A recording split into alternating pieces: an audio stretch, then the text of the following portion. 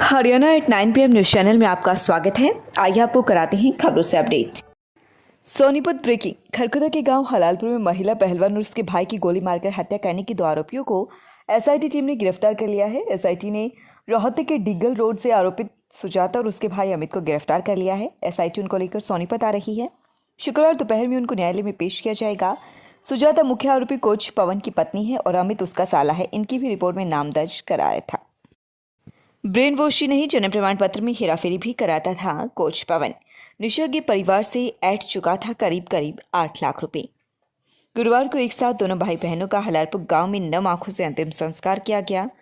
इस मौके पर एएसपी डॉक्टर मयंक व सीआरपीएफ के अधिकारी भी उपस्थित रहे। पिता को इस बात का दुख है कि उसे पता था कि उसकी बेटी निशा का आरोपी कोच ने ब्रेन वॉश किया हुआ है। उसकी मेहनत की पूंजी भी धीरे धीरे अकेडमी में जा रही थी। अकेडमी निर्माण के दौरान उसकी बेटी ने 3.5 लाख रुपए अकेडमी में देने का दबाव बनाया था। बेटी की जिद के आगे वह बेबस हो गया। इसी तरह से जब वह नौकरी पर होता तो उस समय बेटी इसी तरह से कोच के कहने पर अपनी मां से पैसे ले जाती और कोच को दे देती थी। पूरे गांव में रोष व्याप्त है।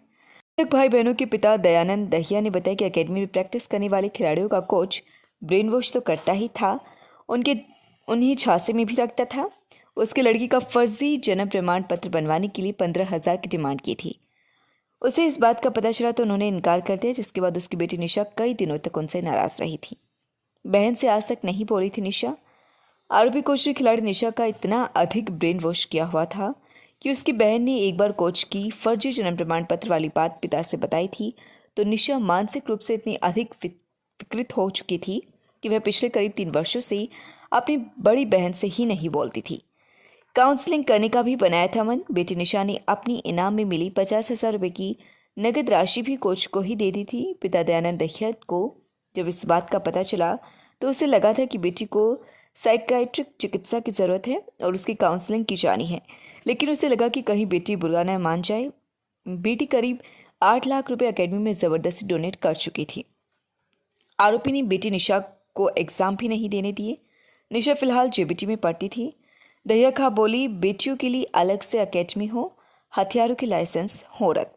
हलालपुर गांव में पंचायत के बाद उपस्थित दहिया खां प्रधान सुरेंद्र दहिया, कृष्ण सिसाना, उमेश दहिया 24 की उपस्थिति में दहिया खां ने प्रदेश सरकार से मांग की कि गुरु शिष्य के रिश्ते को किसी भी तरह से प्रभावित करने वालों को 20 दिनों में ही फांसी की सजा दी जाए, फास्ट ट्रैक कोर्ट बनाए जाए। इस तरह से कोच की आड़ में जिन पहलवानों ने हथियारों के लाइसेंस लिए हुए हैं उनके लाइसेंस कैंसिल किए जाएं। इससे भी हरियाणा में अपराध बढ़ रहे हैं। सुरक्षा देना चाहती थी पुलिस, पिता ने किया मना। दोनों बच्चों के अंतिम संस्कार के बाद पुलिस चाहती थी कि 2 पुलिसकर्मी सुरक्षा के रूप में पिता डीएस दहिया को पुलिस दिए जाएं, लेकिन पिता ने सुरक्षा लेने से मना कर दिया।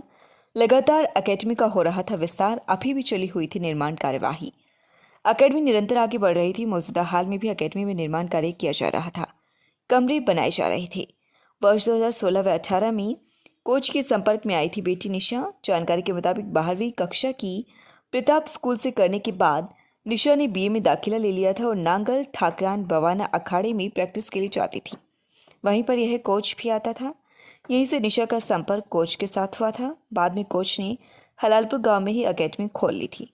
नेशनल खिलाने के बहाने ऐंठता था पैसे। पिता ने बताया कि आरोपी कोच नेशनल खिलाने के बहाने ब्रेन वॉश करता था, पैसे ऐंठता था। कहता लड़की को 4 व लड़की को मिली 3 गोलियां।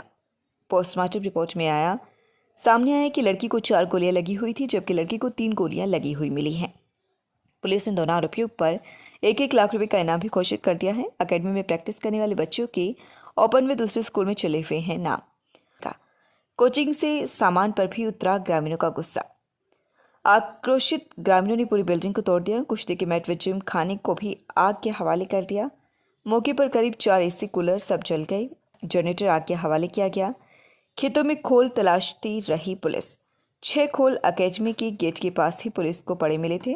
पुलिस अंदाजा लगा रही थी कि एक रिवाल्वर का प्रयोग किया गया है, लेकिन गोलियां 6 लगी होने के कारण पुलिस ने उन स्थानों पर भी खोल ढूंढने शुरू कर दिए जहां पर घायल धनपति के बेटे के साथ हुई वारदात बताई है। हेल्प मांग रही थी धनपति, लेकिन बाइक नहीं रुकी। जिस दौरान धनपति को गोली लगी हुई थी, धनपति ने अपनी लहूलुहान हाथ को दिखाते हुए मार्ग पर जाने वाली एक बाइक को हेल्प करने का इशारा किया था, लेकिन उस बाइक पर पीछे महिला बैठी थी, उसने बाइक को नहीं रोका।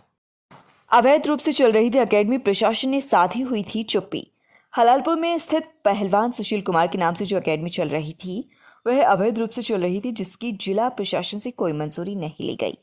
जिला खेल विभाग की तरफ से स्पष्ट कर दिया गया है कि खेल अकादमी जो हलालपुर में चल रही थी, जिसमें 2 बच्चों की हत्या हुई है, उस एकेडमी ने प्रशासन से अनुमति नहीं ले रखी थी। जिला खेल विभाग की तरफ से यह एकेडमी पूरी तरह से अवैध रूप से चली हुई है, जिसे सील भी किया जा सकता है। जिस तरह से जिला प्रशासन की अनुमति के बगैर एकेडमी चल रही थी, उससे यह भी साफ होता है कि जल्द ही टाउन प्लानिंग विभाग का पंजा भी यहाँ पर चल सकता है। टाउन प्लानिंग विभाग के जिला टाउन प्लानर नरेश कुमार का कहना है कि पूरी इंक्वायरी करके आगामी कार्यवाही इस एकेडमी के बारे में की जाएगी। अगर इसकी मंजूरी नहीं पाई तो इसे ध्वस्त कर दिया जाएगा। पंचायत में भी यह बात उठी है कि एकेडमी पर ताला लगाया जाए। ग्रामीणों को इस तरह से एकेडमी भी बिल्कुल की जरूरत नहीं है। जिससे कमरे में रखा था बच्चों का सामान, वे कमरे आग से रहे सुरक्षित। जिन कमरों में कुश्ती की प्रैक्टिस होती थी वह जिम का सामान रखा हुआ था। आरोपी कोच का रहने का कमरा था। उन सभी को आक्रोशित ग्रामीणों ने पूरी तरह से तहस नहस कर दिया है। जबकि जिन कमरों में अकादमी की प्रैक्टिस करने वाले बच्चे सोते थे, उन कमरों के दरवाजे तोड़े गए हैं। एसी तोड़ा गया है, लेकिन उन्हें आग के हवाले नहीं किया। पुलिस प्रशासन कमरों को रोकने में कामयाब हो गया। हालांकि ग्रामीणों का भी मुख्य उद्देश्य किसी को नुकसान पहुंचाना नहीं था, बल्कि एकेडमी को नुकसान पहुंचाना था। बच्चों का सामान उनके बेड में सुरक्षित रखा हुआ है। मौजूदा हाल में भी उस दिन जिन बच्चों ने दूध लिया हुआ था, उनका दूध भी वहीं बर्तनों में रखा हुआ है। सामान बिखरा पड़ा है। लगातार खबरों से बनी रहने के लिए चैनल को लाइक, सब्सक्राइब और शेयर जरूर करें। धन्यवाद।